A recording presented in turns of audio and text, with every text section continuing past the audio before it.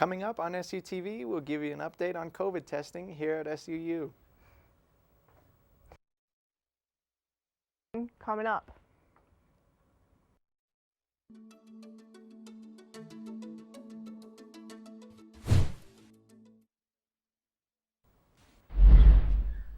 Welcome to SUTV News. I'm Danielle Moret. And I'm Christian Esparza. Last week, there was a tragic homicide incident where 2 people were killed on Harding Avenue, a few blocks away from campus. Police identified the 2 people killed as Ethan Raposa and Lucas Hughes. Police say the cause of death is stabbing. While the police have assured us there is no ongoing threat, there is still an active and ongoing investigation, and information will be released as it becomes available. Next up, SUTV's reporter Lexi Husino has information about Greek life on SUU's campus and how to get involved. The Southern Utah University Greek organization held their spring rush this past week. Although formal rush is over, one can now go through the rush process informally. SUU has 4 chapters to get involved and to find your home away from home. These include our international sorority Alpha Phi and our own locally based sorority Delta Psi Omega. SUU also homes 2 international fraternities by the name of Chi Phi and Sigma Chi. So if you can't make it to formal rush, we do have a COB, which is continuous open bidding process. So Maddie Berg, who's in charge of that, texts girls and we go on coffee dates with them and we go on lunch dates just to kind of get a feel for who they are. And if they want to be in our chapter and we want them in ours, then we extend a bid and it kind of works the same, and then they're a part of Alpha Phi. I think you should for sure rush. I love every aspect about Greek life in general. So even if Alpha Phi isn't the place for you, Delta Psi might be, or if you're a male Chi Phi or Sigma Chi, it really is a huge family and has provided me with more opportunities than I could have ever imagined.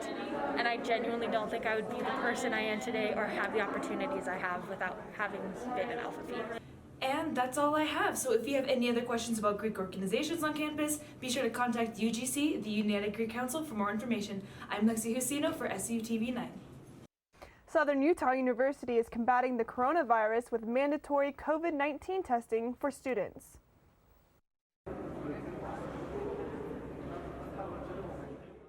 Southern Utah University is taking measures to combat the rise of COVID-19 by providing coronavirus testing at its Student Center ballroom.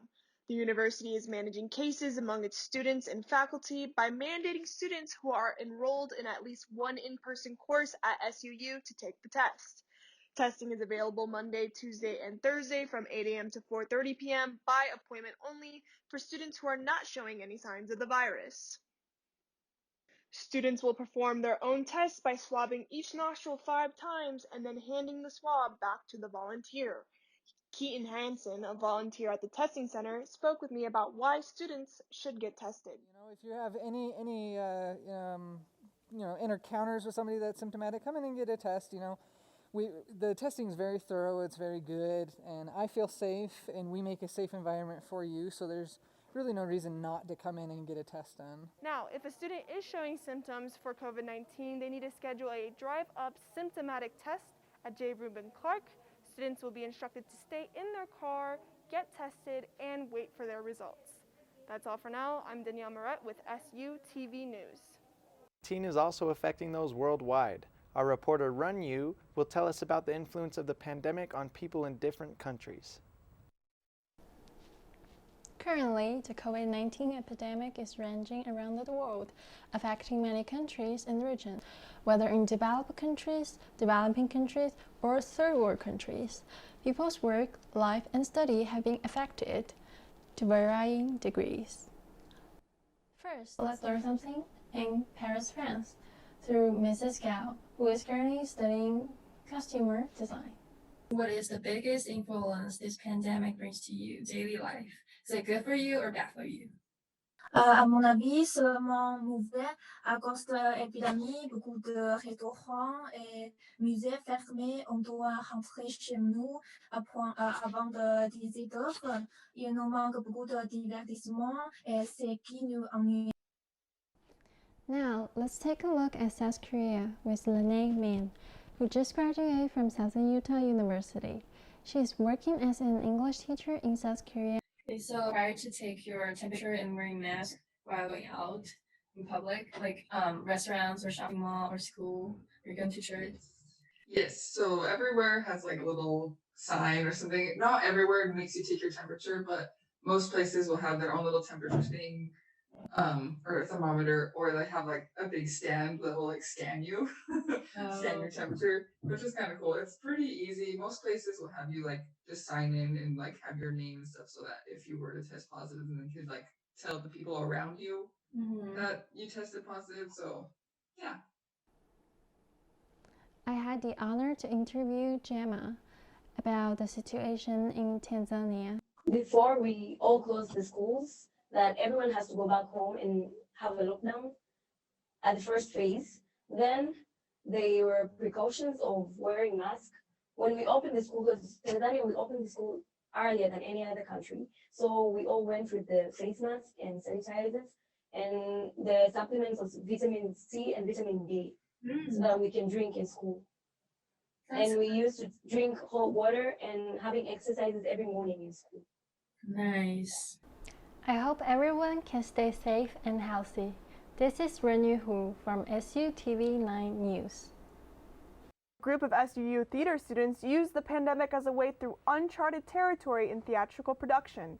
Our reporter Andrea Rogers has more.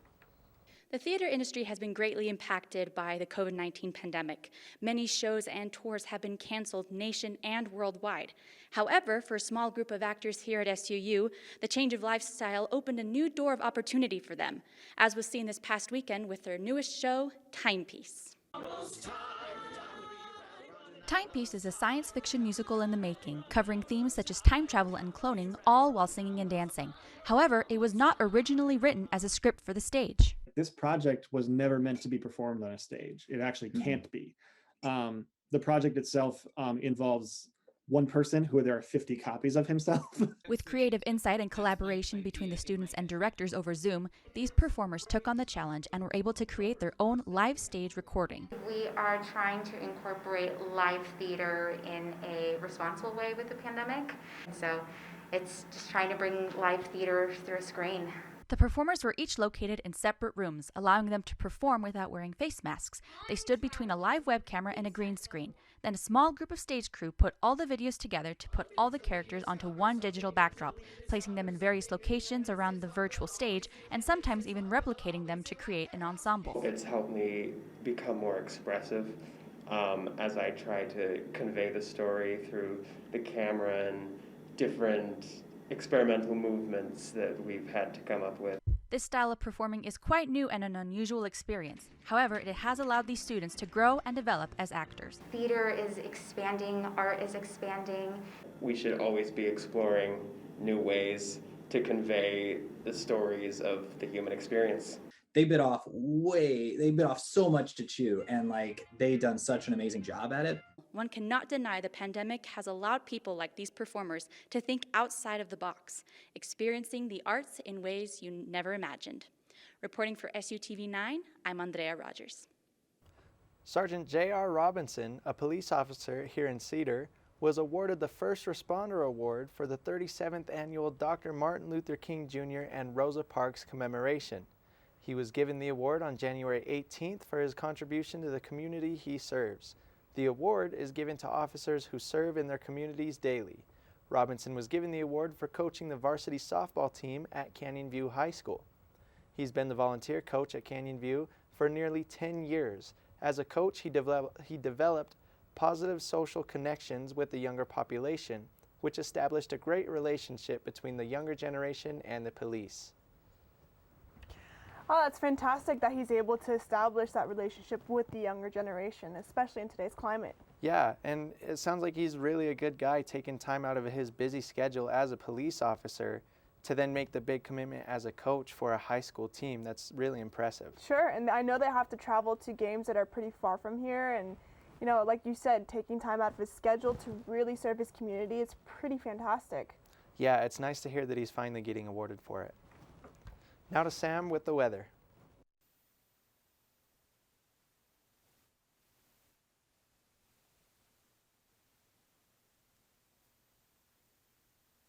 There was an old woman who lived in a shoe.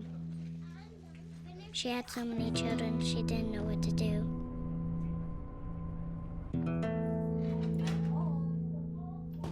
She gave them some broth without any bread and kissed them all soundly and put them to bed. Hunger is a story we can end. End it at feedingamerica.org. Hey, I'm Mike Rope, here today to encourage you to connect with 811 before you dig. And I'm Micro, and I'm here because I love to dig in the dirt. It's true. He's also here because he's very small and not that bright. Here, for instance, we can see Micro doing what he loves to do. And here we can see the consequences of not doing what he should have done. Dude, why didn't you call 811? I forgot the number. See? Not that bright.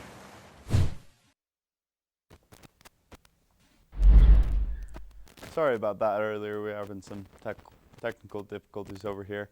But so coming at you for the weather today, we've got a current temperature of 37, which is also the high for today, and then a low of 22, with a real feel of about 29. So it's sunny out there, but actually deceivingly cold, as you might have noticed. And then only a 1% chance of rain for today, with winds coming down from the north at about 13 miles per hour. Humidity of about 38 degrees. Dew point of 14. And looking ahead to the weekend, we've got sunny skies with a little bit of clouds on Friday, about 47 for the high and 23 for the low. Saturday, about the same. We got 52 for the high and 28 for the low. And then looking forward to next week, we've got sunshine and clouds for most of the week. Still looking here in the mid-50s. Cooling off at night in about mid-30s. Then looking at our forecast, we really don't have anything in the Cedar City area right here. We've got a little bit up here coming around Beaver. And a little bit of an update from Tuesday. The groundhog did see his shadow, so that might be bad news for us. We'll see. That's it for me. Now we've got Parker with the weather. Thank you, Sam. Coming up on SUTV Sports, big news in the sports gaming world, and SU football is right around the corner. Stay tuned. I'm Jenny Garth, and as a mother of 3, I know kids worry about a lot of things. Getting enough food to eat shouldn't be one of them. But here in America, that is a real worry for 1 in 5 children. Even though we are one of the most food-rich countries in the world, 15 million children don't know where their next meal is coming from. This is unacceptable, and something the Feeding America nationwide network of food banks is working to solve. Instead of accepting that our country lets billions of pounds of surplus food go to waste every year, Feeding America has made it their mission to help families in need by rescuing this food. Through food pantries and meal programs, the nationwide network of food banks provides more than 3 billion meals, serving virtually every community in the United States, including yours. Join me in supporting Feeding America and your local food bank by visiting feedingamerica.org. Together, we can solve hunger. Together, we're Feeding America.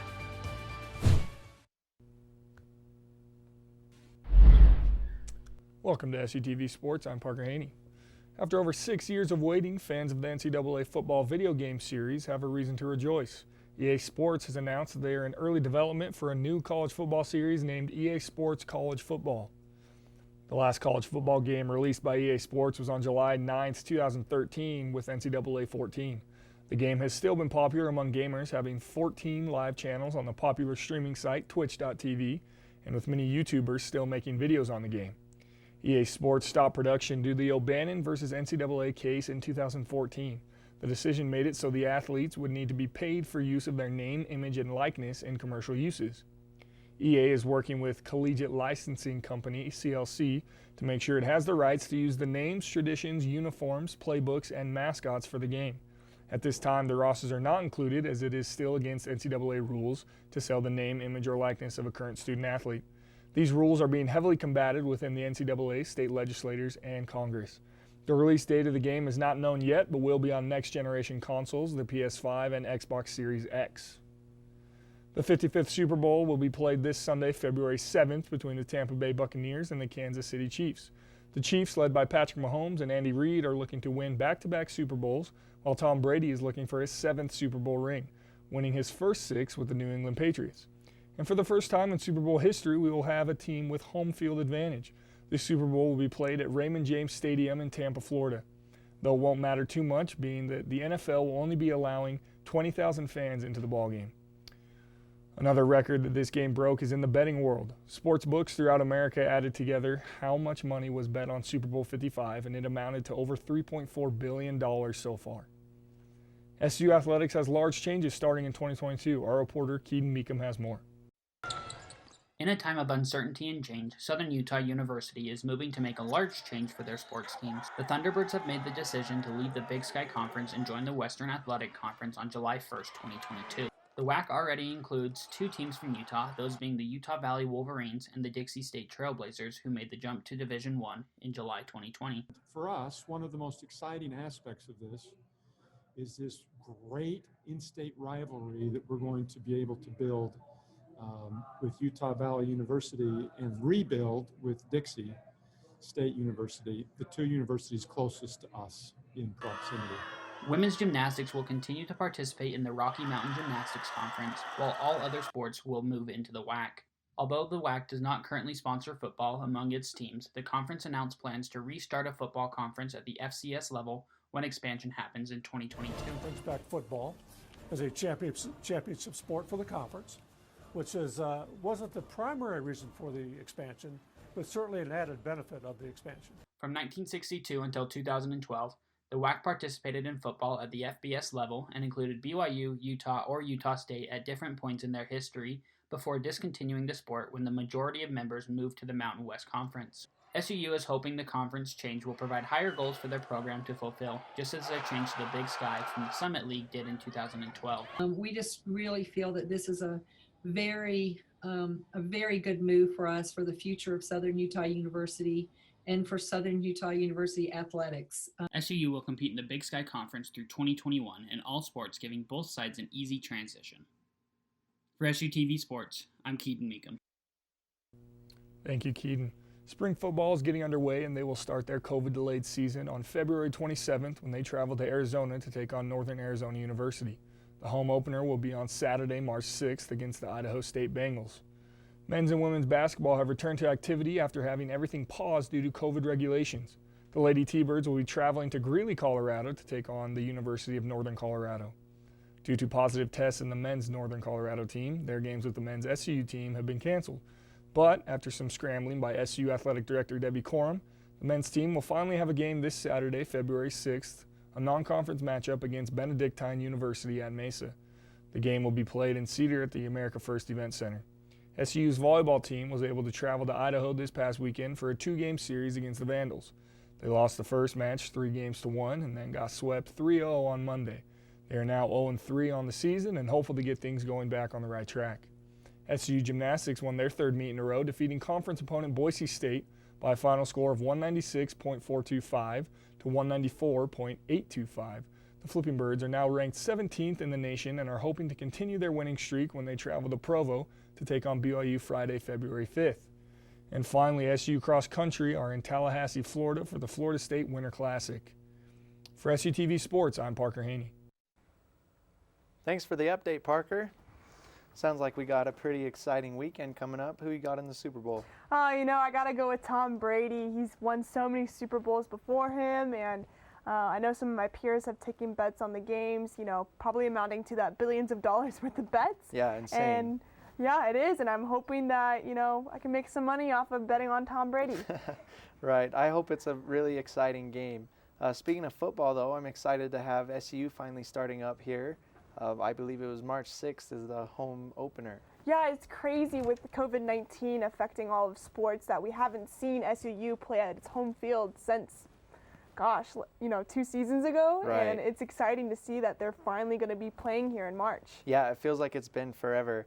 Crazy time right now. We got men's and women's basketball. We're going to have football, gymnastics, volleyball, everything all at once. It's fun. It's really exciting. Even more exciting is seeing EA Sports come out with a football game. It's interesting to see if they'll actually incorporate students' names in it, but we'll have to stay tuned to that. It should be good. Next, we'll let you know about SUU's Center for Diversity and Inclusion. And SUU's very own radio station. Observe a domesticated human family in their natural habitat, known to their species as the backyard. Hey, you think I should light it now? I think it's good. Yeah? Oh dear, someone is about to burn a pile of debris that's too tall, which can start a wildfire. Wait, could it be? Blimey, it is. It's Smokey. It's Smokey Bear. What a legend. Hey, it's Smokey. Sorry, it was too high. Right. Watch as he astutely ensures that there's no wind, and how he removes some of the debris to create a smaller, safer burning pile. No, you said make it bigger, baby. The bigger the better. Take note of our fearless furry friend here, humans. I appreciate it. Fist bump. Watching you. Smokey's done it again. Bye, Smokey. Only you can prevent wildfires. This is the story of a boy who didn't talk for a long time. The boy liked things to always be the same. Any changes would scare and upset him. The unknown was an unfriendly place. The boy was very sensitive to lights and sounds. So he built secret hiding places where they couldn't get in. The boy didn't like looking people in the eye. He wasn't trying to be mean, it just made him feel uncomfortable. Sometimes he would flap his arms again and again. One day, I found out I have something called autism. My family got me help. Slowly, I found my voice and learned all the ways I could live with it better. Early intervention can make a lifetime of difference. Learn the signs at autismspeaks.org.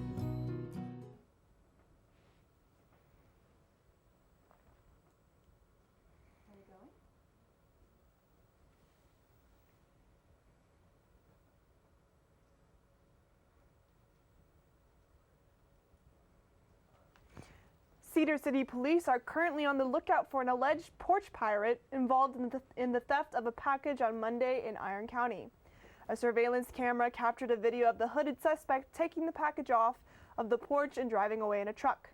If you have any information regarding this case, please contact the Cedar City Police Department. The Center for Diversity and Inclusion is an organization on SUU's campus, which is a home to students of many different backgrounds. Our reporter Elaine Lonborg has more. The Center for Diversity and Inclusion is located at the Sharwin Smith Student Center here on SUU's campus. This organization consists of 9 different clubs. You can find it in room 101, right next to the rotunda, and the hours are currently 9 a.m. to 11 p.m. I'm a senior here at SUU. I work for the Center for Diversity and Inclusion, and the Center for Diversity and Inclusion works to provide resources and opportunities for students who represent multicultural identities here on campus. And we also work to create a safe space for these multicultural students and work to educate the Cedar City community on the different cultures and communities present on campus. These clubs include African Union Club, American Asian Association, Black Student Union Club, Latinx Student Alliance, Middle Eastern Club, Native American Student Association, Polynesian Club, Pride and Equality Club, and Undocu Migrant Alliance. My favorite part about being in the CDI is that it's a home away from home. I can come here and have a safe place. I know if I ever need someone to talk to, I can always talk to one of the deacons or talk to any of the kids that are in here. For any comments or concerns, contact the CDI at 435-865-8761 or email them at diversity@suu.edu. This is Elaine Lomborg from SUTV9 News. Southern Utah Museum of Art was affected by business closures in 2020.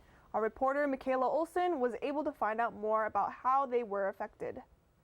Hey. Oh, Can you hear me? Citizens in Cedar City are still feeling the impacts of the COVID-19 shutdowns from last spring, but their Center for Art, SUMA, is open after the initial closures and constantly finding new ways to adapt and thrive. Jessica Kinsey, curator of the museum, made the decision to close just before SUU's campus did in 2020. They remained closed for around 10 weeks, putting their 2020 student BFA exhibit schedule on hold. Those students had worked for months on that exhibition. So it was great to be able to be flexible and nimble. We were able to push our May-June show to 2021 and keep the BFA show installed in the hopes that we would reopen. SUMA quickly made modifications to their policies and programs to reopen safely to the public again in the summer. A lot of what we've been doing, especially in 2019, is activating our spaces through programming and events if you're just open, you don't have as much engagement with the community and the campus. To make up for the loss of programming, SUMA implemented virtual tours and created art supply kits to send to teachers so their classes could participate in virtual field trips to the museum.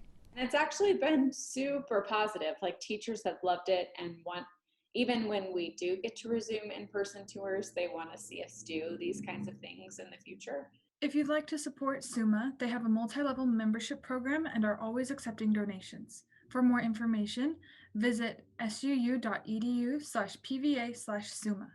For SUTV News, I'm Michaela Olson. Cedar City Recreation has been working hard on keeping youth sports going during the coronavirus pandemic. The COVID-19 pandemic has affected every single business in different ways, but here in Cedar City, the recreation department is finding ways to make it work. For Cedar City Recreation, the challenges throughout the past year have been gym availability has been limited due to the COVID restrictions. So therefore we've had to cancel a few of our programs partway through the season, but for the most part we were able to complete most seasons, but also within that we've had to adjust some of the restrictions about how many spectators we can have in the gyms during those activities. People like Jen have been working non-stop to ensure that these kids can enjoy playing their sports year-round as they normally do. We've had to become kind of creative with how we do our game scheduling. We've been forced to schedule games on more weeknights than we normally do, and we have had to create some more time for teams to practice, and we've doubled up on practice time. So not only does a team have just one team in the gym to practice, sometimes we've had to do multiple teams to practice in the gym at the same time because of the limited space of gym availability. Thanks to Jen and everybody else at Cedar City Recreation, these kids are able to enjoy their sports. SUU has their very own radio station. Our reporter Matthew Hendricks got a glimpse into the future of the station. Communication students are taking over the airwaves at Southern Utah University. Students that are currently enrolled in the audio lab, under the direction of Ryan Steinekert, the new station manager of Thunder 91, have the opportunity to run the radio station and work behind the scenes at the same time. And so we have the podcasting positions, and there's 3 or 4 on that team. We have a sports team position that, again, there's 3 or 4 students in that, and they produce a daily sports cast. Same with the news team, and then we also want to make sure students get a little bit of experience, doing some social media and marketing and promotion stuff. So there's a marketing and promotions team, and then a production team, because there's always production to do for radio, in the radio industry and for a radio station. And we also have a music team so that we can keep our music updated every week. SUU focuses on TV and radio as their main forms of media, but Steinekert has taken upon himself to dedicate a section of his class to podcasting. We have plans, and we're getting equipment within the next few weeks to add another studio into our area. We're converting one of the offices in the radio station to a podcasting studio / office. So we'll be able to host podcasts in a nice space that will accommodate more than 2 or 3 people. Students are discovering the difficulties of running a radio station, but they're also finding enjoyment working side by side with their peers on such a hard task. I'm Matthew Hendricks for SUTV News. Well, it's awesome to see we got a little radio station starting to pick up some momentum here. Yeah, it's fantastic to see. I'm really curious to see what students are going to produce for us in the future. Exactly. Thanks for tuning in. That's all we have for you. I'm Danielle Moret. And I'm Christian Esparza. Tune in on Tuesday for more. Watermelons. Watermelons. Fantastic.